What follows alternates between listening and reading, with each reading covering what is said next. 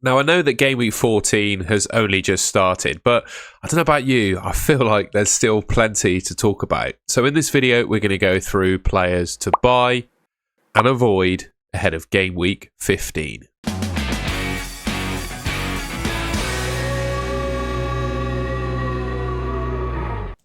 All right, then we're going to start off by looking at some clean sheet odds courtesy of Solio. If you want to check out Solio so you can see this data every week yourself, there's a link in the description below for you to see it. Arsenal are top for clean sheet odds over the next 5 weeks. I don't think that's a surprise. Everyone sort of expects that. We know they're the best defence in the league. Okay. Man City are in second, right? And, well, their clean sheet odds look good because their fixtures are good. They got Sunderland at home next up. Crystal Palace away, West Ham at home, Forest away, and Sunderland away. Don't like the Sunderland away fixture very much, but the fixtures, you know, on the face of it are pretty good. But, well, they've just shipped 2 goals to Leeds, 4 tonight against Fulham. They're just a team that concede a lot of goals, aren't they? And I think a lot of people probably hopped on Nico O'Reilly for Game Week 13 and still have him for 14. I would worry, he was cramping up at the end of the Fulham game. Well, looked like he was cramping up. I'd worry a little bit about his minutes over the weekend. Potentially, obviously, they've still got Aït-Nouri in the team. This is, well, will be Aït-Nouri's, I think, last week in the team before he goes off to AFCON. But I think that probably means Aït-Nouri gets some good minutes at the weekend against Sunderland. So there's a worry there about O'Reilly. Obviously, Diaz and Guardiola are favourites in that team. But even then, if they're guaranteed to start, they're still shipping goals. And also, I think other things are coming into play for defenders this season. Number one is how good some teams are at attacking set pieces. I think of obviously the likes of Gabriel, Guéhi from Crystal Palace.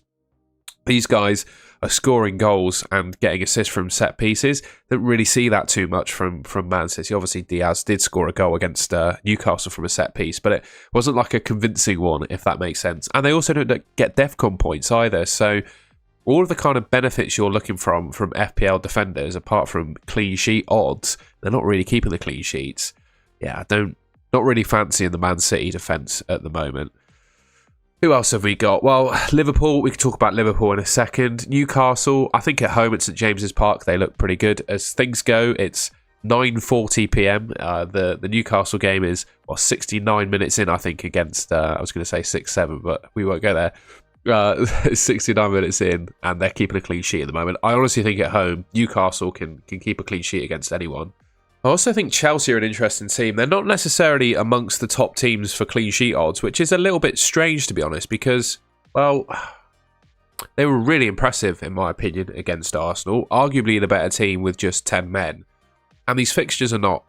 They're obviously, you know, somewhat tough, but they're not terrible. You know, Bournemouth, Everton, Newcastle, Villa, and Bournemouth again. Bournemouth are not in a great place at the moment in terms of their form.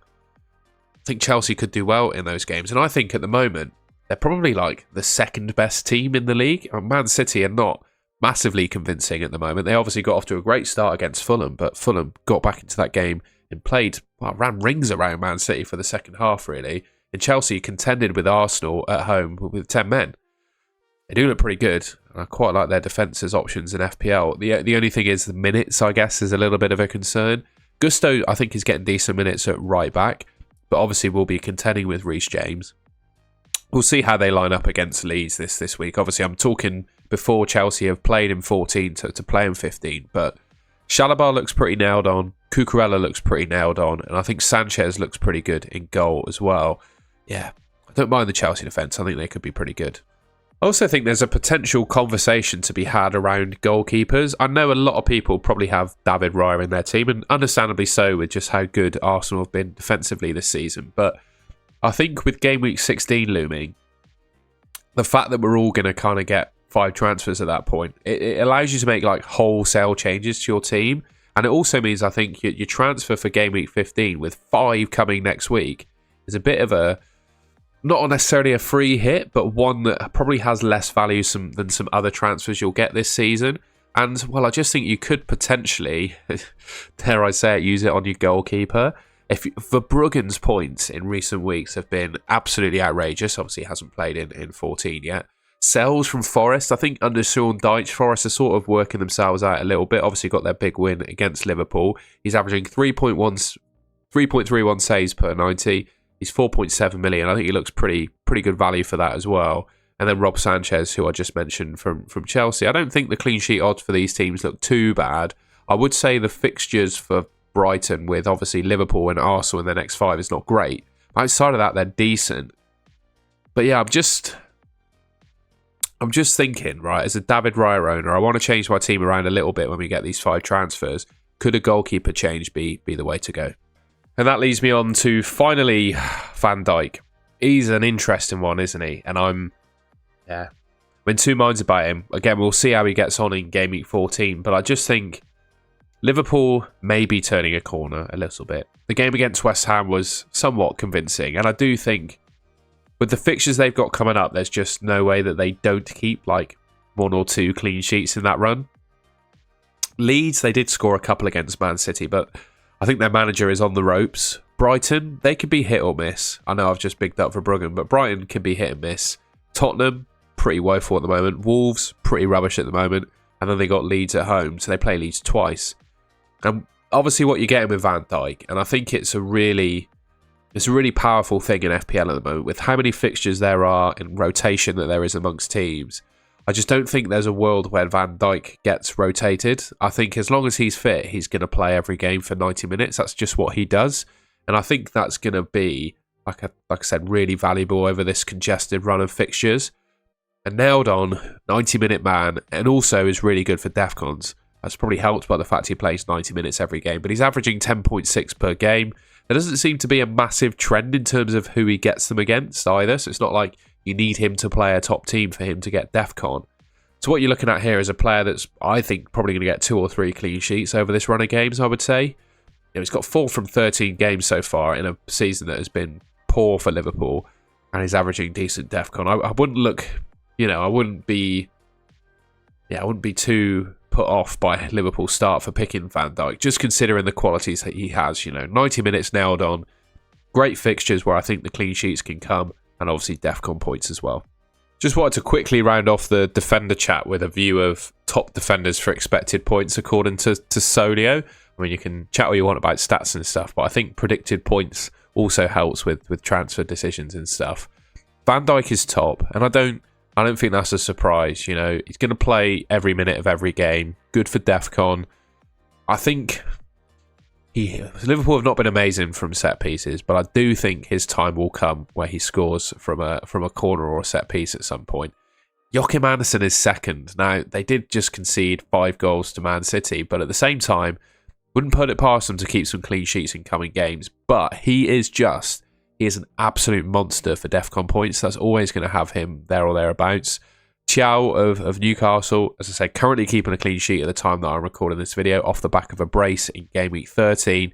He looks like he could be a good option. Timber is up there. I mean, he's the best of the Arsenal defenders. I completely get that.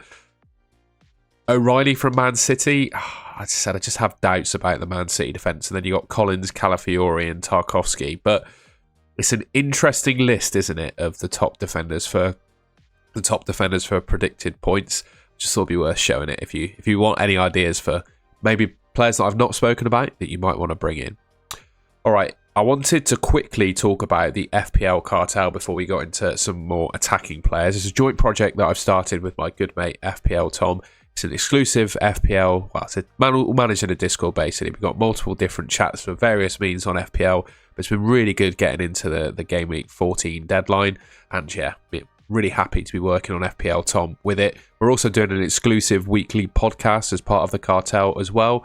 So if you're interested in signing up, there's a link in the description below, and we get you your first 30 days completely free. So you can try it out without any downside basically. Moving on then to projected goals. Man City are the top team for projected goals, and interesting, because going into the last couple of game weeks, I would have said the only Man City attacker I could possibly pick is Erling Haaland, because I think up until then he had about 60% of total XG for Man City. That's obviously no longer the case. We've got Phil Foden, who has just scored 4 goals in the space of 2 game weeks. He did get subbed off in like the 89th minute against Fulham, so he has played a lot of minutes this week. And if he were to start against Sunderland, that would obviously be 3 starts in the space of like 7 days. But I think with the form that he's in at the moment, and also just the general form of like other midfielders in FPL right now, I almost feel he is worth the risk of picking him. You know, he is worth the minutes risk because you've probably got someone, let's be honest, someone on your bench who could come in and cover if he doesn't. Well, he probably comes off the bench, but you know what I mean. I think the form that he's in, it's worth taking a risk on the minutes. The fixtures for Man City coming up are really good. They look questionable, obviously, defensively, but going forwards against Fulham in the first half and the start of the second half, they looked really, really deadly. And I think, you know, you're looking at a team here that are far and above most other teams in terms of projected goals. But, well, up until the last couple of weeks, there was no one else but Haaland you could pick. Now, in Phil Foden, I think you've got that extra Man City attacker, right? There's another one that I'm quite intrigued by as well, and that's Matheus Cunha. So we just go back to the projected goal stats. Man United are fourth for the next 5 game weeks. And whether or not he's back for 14, we can't be entirely sure. But I think for game week 15, he is going to be back. And I think that bodes really well for Cunha because, well, without Man United without Sesko, so I think the number 9 position is up for grabs at the moment. And we're going to lose, Man United are going to lose Mbeumo in game week 16. So he's got his old club Wolves for game week 15. Then he plays Bournemouth at home when there's no Mbeumo. So you like to think he picks up some more sort of goal-scoring, attacking responsibilities, I would say. And then it's Villa. Then it's Newcastle, but it's at Old Trafford. And then it's Wolves. I think the fixtures are really good. You know, with Mbeumo out, he's going to get more share of goals and stuff. I think Matheus Cunha could be a really good option. I've just covered 2 players there in and around sort of the 8 million price point, if you like. Another player in the 8 million price point is Antoine Semenyo, and I don't think it's controversial to say that in recent weeks he's been disappointing. However, is he a sell? You could definitely make a case to sell Antoine Semenyo, right? Absolutely. But a couple things I would say. First of all, he's had chances in the last couple of games. If it wasn't for Evan Nilsson trying to tap the ball in while offside on the goal line in game week 13, he would have had a goal. In game week 14, I gather he had a decent chance against Everton. So he's not been completely like dry of chances, but he's obviously not got the returns in recent weeks. I go back to the point I made when I spoke about Van Dijk though. One of the really valuable tick boxes you want in FPL assets at this stage, you know, with how many fixtures there are, just how crazy the Premier League is well, particularly the European teams have with fixtures.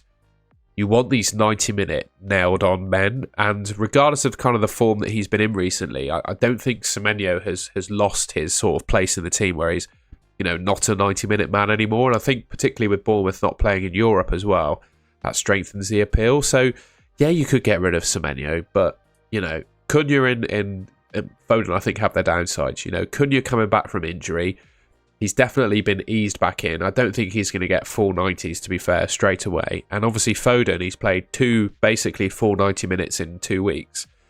Two full 90 minutes in the space of, 4 days? 3 or 4 days? It's a bit crazy, really. So I do think their minutes are going to be managed. Whereas Semenyo, I just think he's going to straight away play 90. Although I have just bigged up the Chelsea defence they've got up next. But after that, they're not bad, are they? Man United, Burnley, in Brentford, you could see Semenyo doing well in all of those games. So yes, there's a case to sell him, but I would do so like treading carefully, I would say. A couple other players then who haven't played yet in game week 14, but I think it's fair to say that Cole Palmer should be, I think his minutes should be good come game week 15, and he's playing Bournemouth, then he's got Everton. I think the fixtures are pretty good for him, and Chelsea look really good at the moment, don't they? I spoke about their defence, said they look good when I spoke about the Chelsea defence. And what you've got now is their talisman coming back. So Chelsea have looked good, competed with the likes of Arsenal without this guy in their team. So imagine how good they could become when Palmer is back. You know, he's probably going to lessen the appeal of Enzo Fernandez as well when he does come back. So those who are on Enzo Fernandez, I think you extend the Enzo Fernandez logic to Cole Palmer, really. I mean, you like to think from 15 onwards, he's pretty much going to start every game. You'd like to think playing decent minutes, maybe not quite full 90s, but very good minutes. And then he's Cole Palmer, isn't he? I think he obviously dropped off a bit towards the end of last season. Well, majorly towards the end of last season. And he's been struggling with injury this year. So I think there may be some explanations, to be honest, as to why he's sort of dropped in form. But it's hard to ignore him, isn't he, when he's coming back for Chelsea. Chelsea are as good as they are, and we all know what Cole Palmer can do. Finally, I just wanted to bring up Cody Gakpo as well. Now, his minutes might be a little bit interesting with just how many games there are going on at the moment. But I look at Liverpool. They are obviously a team who are struggling, but they do have good fixtures. And I do think there are one or two still pickable FPL options. And I just look at the forwards at the moment from Liverpool, and I think who is performing best and who is almost indispensable for Arne Slot. You know, we've seen Salah get his benchings. We've seen Wirtz coming back from injury, not looking massively convincing. Isak and Ekitike amongst the goals, which is nice to see. But I think there's always going to be a place in this team at the moment for Cody Gakpo with the form that he's in. I just think, you know, you've got those Isak and Ekitike, who I think are both seen as nines. They're not really playing out wide. And then it leaves the two winger spots, or wingers, you know, inside forward spots that Liverpool have. Just think Cody Gakpo is the strongest of all of those options. And that probably means that his minutes, it's crazy to say this, but I actually think there's an argument that his minutes could be more safe than Salah's as things go. He's in good form at the moment. Liverpool have got good fixtures. If you think they're on the start of turning the ship around, I think Cody Gakpo is a permanent fixture in your team. Could be a good idea. I'd obviously wait to see them play, but I'm just planting some seeds here for Game Week 15. All right, well, that's the end of the video. I hope you've found it useful and enjoyed it. If you did, please leave me a like rating. I thought people would appreciate a bit of Tuesday night FPL content. And to be honest, with all the videos I have planned this week, I'm kind of going to have to stagger them daily. So I need to get the buy and avoid video out today. I feel like there's plenty to talk about. Obviously, I've covered some players here that haven't played yet. So we'll see how they get on. But I think, you know, thinking of the likes of Cunha, the likes of Cole Palmer and Cody Gakpo, it's still a logical way to go. So, yeah, hope you found it useful and enjoyed it. Please let me know in the comments if you've got any plans for players to buy, etc. Excuse me, for Game Week 15. And if you haven't already, subscribe to the Golden Goal channel. It should be just there on your screen. Thanks very much for watching. I'll see you in the next one.